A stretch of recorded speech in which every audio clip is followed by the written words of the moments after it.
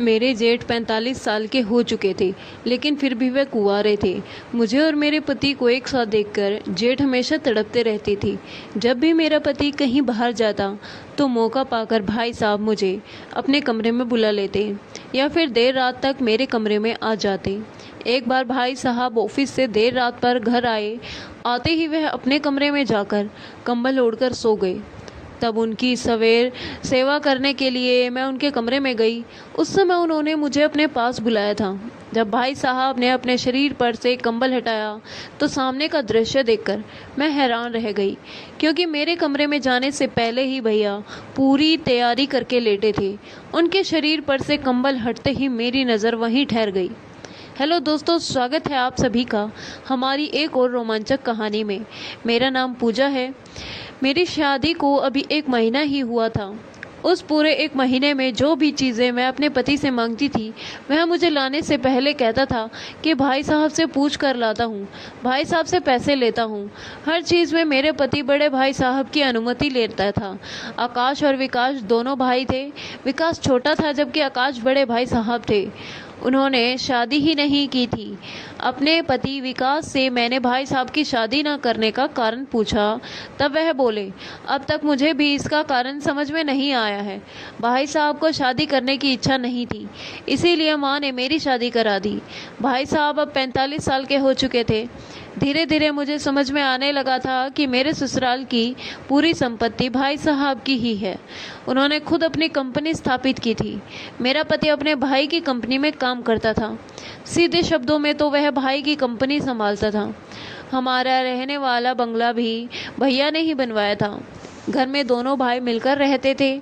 सासू माँ तो मुझसे कहती थी, अब तुम घर में आई हो तो तुम्हें और विकास को साथ देखकर आकाश का भी शादी करने का मन हो जाएगा। कुछ दिन मैंने भी भाई साहब को शादी करने के बारे में समझाया था, लेकिन वह किसी की सुनने को तैयार नहीं थे। कई बार मैंने उनके शादी न करने का कारण जानने की कोशिश की, लेकिन मेरे हाथ में कुछ नहीं लगा। 1 महीने में ही मैं ससुराल में अच्छी तरह से बस गई थी। घर में ससुराल वाले ससुर नहीं थे, लेकिन ससुर की जगह बड़े भाई साहब थे। भाई साहब मुझे किसी भी बात के लिए रोक टोक नहीं करते थे। एक बार भाई साहब को थोड़ा सा बुखार हो गया, तब 4-5 दिन घर पर इलाज कराते हुए वह ऑफिस जाते थे। देखते ही देखते सामान्य बुखार मलेरिया में बदल गया। तब तुरंत भाई साहब को अस्पताल में भर्ती कराना पड़ा। भाई साहब अब 8-10 दिन तक अस्पताल में भर्ती रहे। 8-10 दिन को अस्पताल में टिफ़िन लाने और ले जाने में मैं थक चुकी थी। 10 दिन बाद भाई साहब को अस्पताल से घर लाया गया। अस्पताल के चक्कर में मैं बहुत थक गई थी।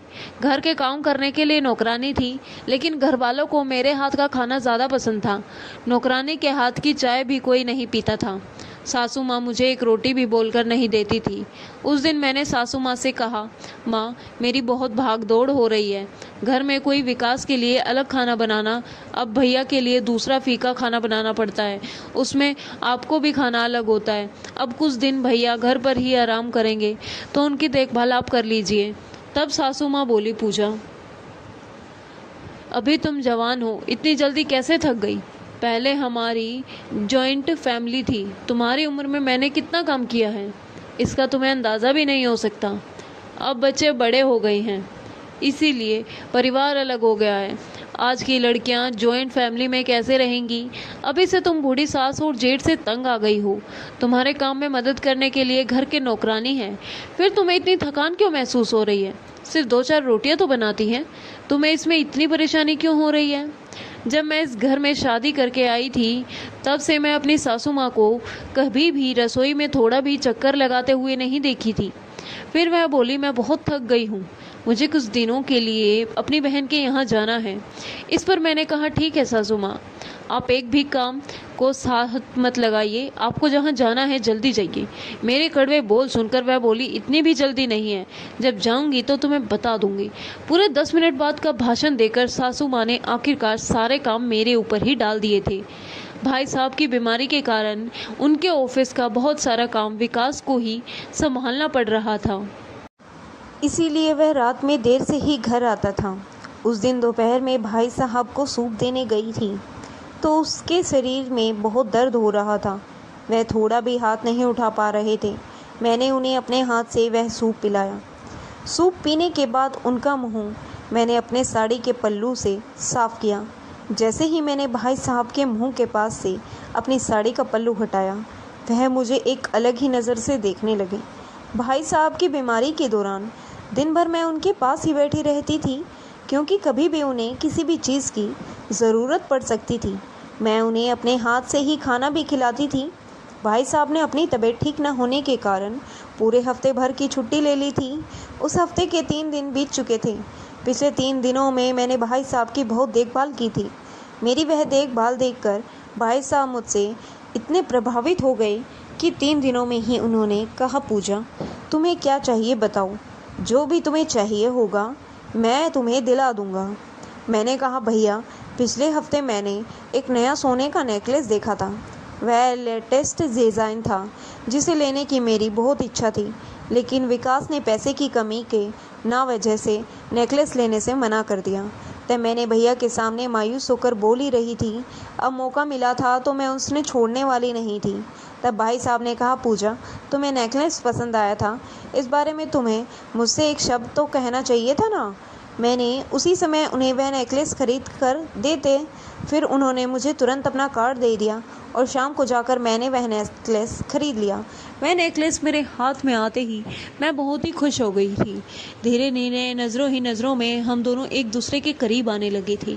मैं तो भाई साहब की बीमारी में उनकी देखभाल करने गई थी, लेकिन भैया की देखभाल करते करते हमारे बीच कुछ ऐसा हो जाएगा इसका मुझे कोई अंदाज़ा नहीं था। भैया द्वारा दिलाया गया एक नेकलेस देखकर विकास तो चौंक गए थे। वह बोले, भाई साहब ने आज तक मुझे भी इतनी महंगी शॉपिंग नहीं करने दी। एक ही बार में उन्होंने तुम्हें इतनी बड़ी शॉपिंग कैसे कर दी? मुझे तो इस बात पर विश्वास ही नहीं हो रहा है। भाई साहब ने अपने छोटे भाई को आज तक इतनी शॉपिंग कभी नहीं करने दी थी। 3 दिनों में ही उन्होंने मुझे इतना क्या लगाव हो गया था कि उन्होंने एक शब्द पर मुझे जो भी चाहिए वह दिला दिया। खैर, भैया बीमार होने के कारण ऑफिस नहीं जा पा रहे थे। उस दौरान कंपनी की एक महत्वपूर्ण मीटिंग थी, वह भी दूसरे शहर में थी। भाई साहब बीमार होने के कारण जा नहीं सके, इसलिए उन्होंने अपनी जगह विकास को भेज दिया। अब अगले 4 दिन विकास बाहर शहर में ही रहने वाला था। उस दिन सुबह विकास बाहर शहर जाने के लिए निकला। उसके जाने के बाद मैं नहाने चली गई। जब मैं नहाकर बाहर आई तो गीले बालों में मैंने तौलिया लपेटा हुआ था। जैसे ही मैंने तौलिया हटाकर बाल पहुंचाना शुरू किया, मुझे भाई साहब की आवाज़ सुनाई दी। वह मुझे मेरे नाम से पुकार रहे थे। भाई साहब की तेज़ आवाज़ सुनकर मुझे समझ में आ गया कि वह कब से मुझे पुकार रहे हैं। इस पर सासू माँ अभी घर पर ही थी, इसीलिए उन्होंने अपने बेटी की आवाज़ को नज़रअंदाज कर दिया। खुद को काम से दूर रखने की उनकी बुरी आदत थी, इसीलिए वह दिन भर घर से बाहर गप्पे लड़ाने चली जाती थी। तभी मैं दौड़ती हुई भाई साहब के कमरे में गई। दौड़ने की हड़बड़ाहट में मेरे बालों से लिपटा हुआ तौलिया भी गिर गया था। उनके कमरे में पहुंचते ही मैंने कहा, भाई साहब आपको कुछ चाहिए था क्या? मैं नहाने गई थी, इसीलिए आपकी आवाज़ मैं नहीं सुन पाई। भैया बोले, पूजा आज मुझे थोड़ी जल्दी ही भूख लग गई है, अगर नाश्ता मिल जाता तो थोड़ा अच्छा लगता। तब मैं तुरंत ही नाश्ता बनाने के लिए चली गई। जाने से पहले मैंने भैया को उनका नाश्ते के पहले वाली गोली देनी चाहिए। गोली का बॉक्स उनके बिस्तर के पास ही था। वह बॉक्स काफ़ी नीचे रखा हुआ था। बॉक्स लेने के लिए जैसे ही मैं नीचे झुकी, वैसे ही पीछे से मुझे अपने पीठ पर भैया का हाथ महसूस हुआ। तब मैं तुरंत ही सीधी खड़ी हो गई। मैं भैया से कुछ कहने ही वाली थी कि तभी वह बोले, पूजा तुम्हारी पीठ पर तुम्हारे गीले बालों का पानी आ गया था, वहीं पहुंच रहा था। गीले बालों में तुम और भी ज़्यादा अच्छी लगती हो। भैया तो सुबह सुबह मेरी सुंदरता की तारीफ़ करने लगे थे। उनके सामने मुस्कुराते हुए मैं तुरंत ही नाश्ता बनाने चली गई। नाश्ते में मैंने उनकी पसंद का गाजर का हलवा बनाया था। मेरे हाथ का हलवा खाकर भैया हमेशा मेरी तारीफ़ करते थे, लेकिन आज वे कुछ ज़्यादा ही तारीफ़ कर रहे थे। बीमार होने के कारण मैं अपने हाथ से उन्हें खाना खिलाती थी। उस दिन रात को मैं भैया को खाना खिला रही थी। जैसे ही मैंने उन्हें रोटी का टुकड़ा खिलाया, उन्होंने मेरी उंगली काट दी। इतने दिनों में ऐसा मेरे साथ पहली बार हुआ था। उन्होंने जानबूझकर काटा था या गलती से, यह मुझे समझ नहीं आया। भैया ने थोड़ा ज़ोर से ही काटा था। मैं दर्द से कराने लगी थी जब भैया ने मेरे हाथ को दोनों हाथों से कसकर पकड़ लिया। फिर वह मुझे एक अलग ही नज़र से देखने लगे। भैया ने एक अलग ही शुरुआत की और फिर बोले, पूजा, मेरी पत्नी भी तुम जैसी ही बातूनी होनी चाहिए थी। उनकी बातें सुनकर मैं खुश हो गई क्योंकि वह शादी के लिए तैयार हो गए थे। यह मुझे समझ आ गया था। आगे उन्होंने कहा, मुझे तुम्हारी जैसी नहीं बल्कि अब तुम ही चाहिए हो। मैं तुम्हारे जैसी तो ढूंढ ही नहीं सकता था। मेरी कोई जुड़वा बहन भी नहीं थी। भैया बोलते बोलते एक ऐसा शब्द कह गए थे जिसने मेरे मन पर एक अलग ही असर कर दिया। भाई साहब ने कहा था, ऐसा समझ लो कि मुझे पत्नी के रूप में तुम ही चाहिए। यानी भैया का मेरे प्रति नज़रिया धीरे धीरे अब बदल रहा था। उस समय मैंने उनकी बातों पर ध्यान नहीं दिया, लेकिन धीरे धीरे मैं भी उनकी ओर आकर्षित हो रही थी। भैया की बीमारी ने हमें एक दूसरे के करीब आने का मौका दिया था, क्योंकि इन दिनों भैया मेरे सामने ज़्यादा ही बातें कर रहे थे। पहले भी वह मुझसे थोड़ी बहुत बातें करते थे, लेकिन अब तो वह अपने मन की भावनाएं मुझसे व्यक्त करने लगे थे। उन्हें मैं पसंद आने लगी थी, ऐसा मुझे लगने लगा था। देखते ही देखते भैया की छुट्टियों का हफ्ता ख़त्म हो गया था और मेरे पति विकास भी घर आ गए थे। विकास के घर आने के बाद रात को उसने कहा, भैया ने तुम्हें नेकलेस खरीद कर दिया और शॉपिंग के लिए अपना कार्ड भी दिया। वह तुम्हारी इतनी सुनते हैं तो तुम भैया से मेरे लिए 10 लाख रुपए की फरमाइश करो ना। मुझे कुछ अर्जेंट पैसे चाहिए। भैया और मेरे बीच एक अलग ही रिश्ता बन रहा था, जिससे वह मेरी सभी इच्छाएं पूरी कर रहे थे। हमारे बीच के रिश्ते की विकास को भनक तक नहीं थी। जैसे विकास से पूछा कि आपको इतने सारे पैसे किस लिए चाहिए, इस पर उन्होंने कहा, मुझे एक बड़ी गाड़ी खरीदनी है। वह गाड़ी लेने की मेरी बहुत इच्छा है। तब मैं उनसे बोली, ठीक है। इसके बाद विकास सो गए और मैं अपने कमरे से बाहर आ गई। मैं भाई साहब को हल्दी का दूध देना भूल गई थी। पिछले कुछ दिनों से भाई साहब को कैल्शियम की कमी हो रही थी, इसीलिए मैं उन्हें रोज़ रात को हल्दी वाला दूध देती थी। उस रात भी मैं उनके कमरे में हल्दी का दूध लेकर गई। दूध का गिलास उनके कमरे में रखकर मैं वहाँ से निकलने ही वाली थी कि तभी भैया ने मेरा हाथ पकड़ लिया। फिर वह बोले, पूजा, इतनी जल्दी कहाँ जा रही हो? मुझे दूध का गिलास तो ख़त्म करने दो। मेरे पास बैठ जाओ। मुझे तुम्हारे साथ बातें करना अच्छा लगता है। इन दिन भाई साहब मेरी हर छोटी बड़ी बातों पर ध्यान दे रहे थे। उन्होंने कहा कि ये नाइटी तुम पर बहुत अच्छी लगती है। वैसे तो मैं दिखने में सुंदर थी। मेरी इतनी तारीफ तो विकास ने भी नहीं की थी। भैया का मेरे प्रति भावनाएं बदल रही थी, यह मुझे समझ में आ रहा था। बातों बातों में बम बोली, भाई साहब, मुझे कुछ चाहिए था। मैं अपना नाम आगे करके उनसे 10 लाख रुपए की मांग करने लगी। अगर विकास के नाम से मैं उनसे पैसे मांगती तो वह कारण पूछते और गाड़ी के नाम से वह पैसे भी नहीं देते, लेकिन मैंने अपने नाम से भैया से पैसे मांगने लगी। इस पर उन्होंने मुझे कुछ नहीं कहा, बल्कि उन्होंने कुछ अलग ही बातें करना शुरू कर दिया। वह बोले, पूजा, जब तुम विकास के साथ होती हो तो मुझे विकास से जलन होती है, क्योंकि उसके पास तुम्हारे जैसी सुंदर पत्नी है। कभी कभी मुझे लगता है तुम मेरे साथ क्यों नहीं हो। तो भाई साहब ने बोलते बोलते मेरे बालों में हाथ फेरना शुरू कर दिया था और वह धीरे धीरे हाथ पार करने लगे थे।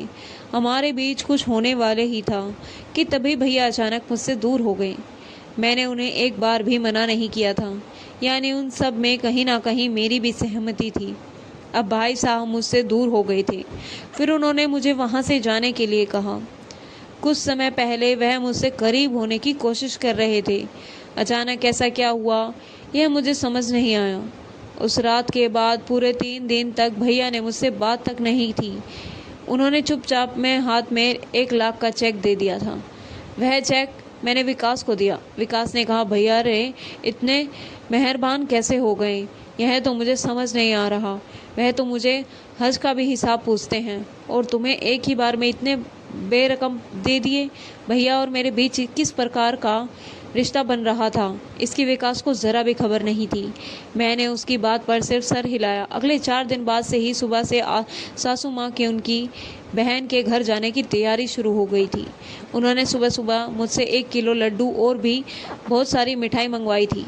वह बहन के घर जा रही थी या पिकनिक पर, यह मुझे समझ नहीं आ रहा था। मैंने सासू माँ को सब कुछ बना कर दिया। बनाने में इतनी बिजी हो गई थी कि सुबह मैंने चाय भी नहीं पी थी। उठने के बाद से ही मैंने सिर्फ चेहरा धोकर कमरे से बाहर आई थी। सासू माँ की सारी शॉपिंग 12:30 बजे तक कर दी थी। उसके बाद वह जाने की तैयारी करने लगी। उस दिन 10:30 बज गए थे और मेरे नहाने का समय भी हो गया था। कुछ समय बाद सासू माँ अपनी बहन के घर चली गई और विकास भी ऑफिस जाने के लिए निकल गए थे। इसी दौरान भाई साहब भी अभी अभी ऑफिस के लिए निकल रहे थे। बाद में घर में अकेली बची थी। नौकरानी भी सारे काम निपटाकर चली गई थी। सभी के जाने के बाद मैं आराम से नहाने गई। नहाने के बाद मैं अपने कमरे में साड़ी पहन रही थी। मैंने बस पल्लू ओढ़ा ही था कि मेरे कमरे का दरवाज़ा खुला। सामने से भाई साहब अंदर आए थे। उन्हें देखकर मैं पूरी तरह से हड़बड़ा गई थी, क्योंकि मेरे शरीर पर पल्लू भी ठीक से नहीं था। हर बढ़ते हुए मैंने पल्लू ओढ़ा। भैया मेरी ओर आए और बोले, पूजा, इतनी जल्दबाजी की ज़रूरत नहीं है। तुम्हारी सिर्फ थोड़ी सी साड़ी ही तो उलझी है। मुझे तुमसे कुछ बात करनी है। अब घर में कोई भी नहीं है, इसीलिए मैं आधे रास्ते से वापस आ गया। भैया को घर में किसी के ना होने पर मुझे ऐसी बातें, क्या गुप्त बातें करनी थी। मेरे मन में अनगिनत सवाल चल रहे थे। मैं विचार कर ही रही थी कि तभी भैया मेरे सामने आकर मुझसे माफ़ी मांगने लगे। सिर्फ एक साधारण माफ़ी मांगने के लिए भैया ने इतना सस्पेंस क्रिएट किया था। भैया, आप मुझसे किस बात की माफ़ी मांग रहे हैं? मैंने उनसे पूछा। मेरे इस सवाल पर उन्होंने कहा, पूजा, 3 दिन पहले जब तुम रात को मुझसे हल्दी का दूध देने आई थी, तब मैंने खुद तुम्हारे पास आकर बहुत बुरा व्यवहार किया और तुम्हें कमरे से जाने के लिए कह दिया। उस दिन मैंने तुम्हारे साथ जो भी किया वह मुझे सही नहीं लगा, इसीलिए मैं तुमसे माफ़ी मांगने आया हूँ। मैंने कहा, कोई बात नहीं भैया, मुझे आपकी हरकत की बिल्कुल भी बुरा नहीं लगा। आप तो मेरे अपने ही हैं। मेरी बात सुनकर भाई साहब मेरे और भी ज़्यादा करीब आ गए। वह बोले, तुम्हारा यह अपनापन वाली बात मुझे पागल करके रख देगी है। इसके बाद उन्होंने फिर से मेरे साथ नज़दीकियाँ बढ़ाने की कोशिश करने लगे। उस वक्त मैं भी उन्हें बिल्कुल भी नहीं रोकी, उल्टा मैं उन्हें प्रतिक्रिया देने लगी थी। अचानक ही भैया ने मुझे पास लेकर फिर से दूर कर दिया था। फिर माफ़ी मांगते हुए वह वहाँ से चले गए। भाई साहब की इस हरकत पर मुझे अब गुस्सा आने लगा था। बार बार मेरे करीब आकर मेरे मन में भावनाएं जगाकर वह पल भर में मुझसे दूर हो जाते थे। इससे मेरी चिड़चिड़ाहट बढ़ती जा रही थी। भैया ने 2 बार मेरे साथ ऐसा किया था, लेकिन अब नहीं। अब तो मैंने तय कर लिया था कि मैं उनके पास जाकर ही रहूँगी। सासू माँ अभी घर पर नहीं थी। रात को विकास थोड़ी ही देर में गहरी नींद में चले जाते थे। उस रात जब विकास गहरी नींद में गए, तब तक के मैं कमरे में उनके बगल में ही सोई थी। जब मुझे समझ में आया कि विकास गहरी नींद में है, तो मैं उसके पास से उठ गई। फिर खुद को संभाला और भैया के कमरे में गई। भैया भी मुझे सोते हुए दिखाई दिए। मैं उनके पास गई, तभी उनके कमरे की लाइट जल गई। पीछे मुड़कर देखा तो सामने विकास था। विकास ने कहा, पूजा, तुम मेरे भाई के साथ क्या कर रही हो? यह कौन है जो मेरे भाई को इंजेक्शन लगा रहा है? विकास ने तब मेरे बगल में खड़े डॉक्टर की कॉलर पकड़ ली। मैं अपने साथ डॉक्टर को लेकर आई थी। मेरी बात पर ही वह भैया को इंजेक्शन लगा रहा था। हमारे शोर से भैया भी नींद से जाग गए। क्या हो रहा था यह उन्हें समझ में नहीं आ रहा था। विकास ने कहा, भैया, आप बिल्कुल भी चिंता मत करो, मैं आपको कुछ भी नहीं होने दूंगा। मेरी पत्नी आपके साथ ऐसा कुछ करेगी, इसकी मैंने कभी कल्पना भी नहीं की थी। विकास का बड़बड़ा रहा था, यह मुझे भी समझ नहीं आ रहा था। वह भाई साहब को बताने लगा कि पूजा किसी डॉक्टर के साथ लेकर आई है। यह दोनों मिलकर आपको कोई इंजेक्शन देने वाले थे। भाई साहब ने विकास को शांत किया। फिर वह बोले, मुझे अभी भी विश्वास नहीं हो रहा कि पूजा कुछ गलत कर सकती है। फिर भाई साहब ने मुझसे सवाल किया, पूजा, यह सब क्या हो रहा है? तुम मेरे साथ क्या करने वाली थी? सोच सोच बताना। तब मैंने बोलना शुरू किया, भाई साहब, मैं अपने साथ गुप्त रोग वाला विशेषज्ञ इंजेक्शन को लेकर आई थी, क्योंकि मुझे आप पर शक था कि आपके अंदर कुछ कमी है। आप 45 साल के हो गए हों और आपकी इतनी संपत्ति है, फिर भी आपने शादी क्यों नहीं की? विकास, मैंने तुमसे भी कोई बारे में पूछा, लेकिन तुमने भी कोई कुछ नहीं बताया। मुझे लगा शायद भैया ने अपनी कमी सभी से छुपा रखी है। मुझे इसकी जांच करनी थी, इसीलिए आज मैं अपने साथ डॉक्टर को लेकर आई थी। डॉक्टर इन्हें बेहोशी का इंजेक्शन दे रहे थे ताकि वह ठीक से जांच कर सकें और भैया को इसके बारे में पता न चले। मेरी बात सुनकर भाई साहब बोले कि पूजा, तुम्हें किसने बताया कि मेरे अंदर कुछ कमी है? तुमने ऐसा सोचा? तभी मैं बोली, भाई साहब, कई बार आप मेरे करीब आते आते रुक गए थे। मेरी बात आपके पूरी पूरी नज़र थी, इसलिए मैं आपके पास आती रही थी। मुझे सच्चाई जाननी थी कि क्या आपके अंदर सच में कोई कमी है या शादी ना करने का कोई और कारण है। इसी वजह से मैं आपसे मीठी मीठी बातें करती थी। भैया, अब तो सच बता दो कि आपके अंदर किसी प्रकार की कोई कमी है जो आप शादी करने से इनकार कर रहे हैं। तभी भैया बोले, मेरे अंदर किसी प्रकार की कोई कमी नहीं है। मेरा शादी ना करने का सिर्फ एक ही कारण है, और वह है मेरा प्यार, मेरा सच्चा प्यार। जब मैं 25 साल का था तब से ही मैं अपने बचपन की दोस्त संजना से शादी करना चाहता था। संजना से मुझसे बहुत प्यार था। उसके परिवार ने हमारी शादी के लिए अनुमति दे दी थी। हमारी शादी के लिए माँ से भी अनुमति लेने वाला था, लेकिन कुछ ही दिनों में पता चला कि संजना को ब्रेन ट्यूमर है। उसके माता पिता ने उसका इलाज शुरू किया था, लेकिन इलाज के दौरान पैसों की कमी हुई और संजना ने अपनी जान गंवा दी। उस समय मेरे पास इतना पैसा नहीं था कि मैं अपने प्यार को बचा सकूं। उस दिन के बाद से मैंने अपना दिमाग से शादी का विचार निकाल दिया था और सिर्फ पैसा कमाने का ठान लिया था। माँ मुझे हमेशा शादी के लिए जोर देती थी, लेकिन संजना के बिना मैं किसी और से शादी नहीं कर सकता था, क्योंकि मेरे दिल में सिर्फ और सिर्फ वही थी। कभी कभी तुम्हें और विकास को साथ देखकर मेरी शादी की इच्छा होती थी, लेकिन जब भी मैं तुम्हारे साथ बात करता था मुझे संजना याद आती थी। आखिरकार मैंने अपने मन को समझा लिया कि जितनी भी कोशिश कर लूं, मैं संजना के अलावा किसी और से शादी नहीं कर सकता। बात करते करते भाई साहब की आंखों से आंसू आ गए। फिर विकास ने उन्हें संभाला। उसके बाद मैं बोली, भैया, मुझे आपकी बहुत चिंता हो जाती है। आप दिल से बहुत ही अच्छे हैं। आप इतना पैसा भी कमाते हैं। आपको अपने छोटे भाई को भी सही रास्ता दिखाया है। कल हमारी संतान आपको बड़े पापा कहेगी, लेकिन वह आपको पापा नहीं कहेंगी। कितना भी हो, आपकी संतान और हमारी संतान कहीं ना कहीं थोड़ा बहुत फ़र्क तो होगा ही। कल बच्चों की पढ़ाई के लिए हमें दूसरे शहर जाना पड़ सकता है। सासू माँ से अब कुछ काम नहीं होता। आखिर वह हमारे साथ कितने साल तक रहेंगी, यह कहा नहीं जा सकता। आप कितने दिन अकेले ज़िंदगी जिएंगे। अभी भी आपकी शादी का समय नहीं गया है। एक बार किसी लड़की को अपनी ज़िंदगी में थोड़ा सा समय देकर देखिए। निश्चित रूप से आपको उसमें भी अपनी संजना नज़र आने लगेगी। आपका घर बसता देखकर माँ को भी संतोष मिलेगा। भाई साहब, प्लीज़ अब तो शादी के बारे में सोचिए। अभी भी आपकी शादी का समय गया नहीं है।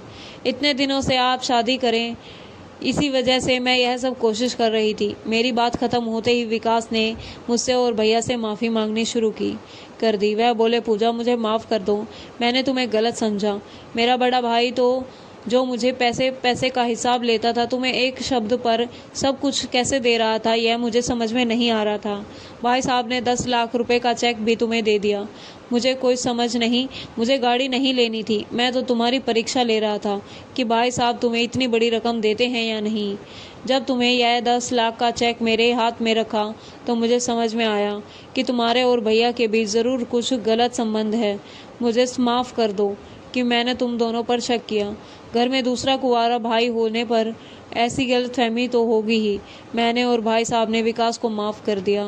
अगले दिन मैं भैया की शादी के लिए एक नहीं बल्कि 10 प्रस्ताव लेकर आई।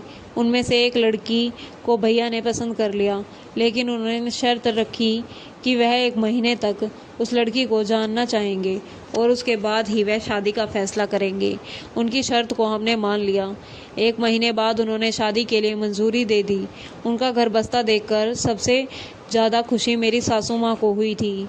आखिरकार लाख कोशिशों के बाद भी मुझे सफलता मिली और मैंने भैया का हाथ में उनके बुढ़ापे का सहारा सौंप दिया। तो दोस्तों, हर परिवार में पूजा जैसी बहू हो तो हर घर हमेशा हंसता खेलता और खुशहाल रहेगा। तो दोस्तों, यह थी आज की कहानी। आपकी क्या राय है इस कहानी पर, हमें कमेंट में ज़रूर बताएं। वीडियो अच्छी लगी हो तो लाइक करें, शेयर करें, सब्सक्राइब करें। धन्यवाद। मिलते हैं कल आपसे एक नई कहानी में।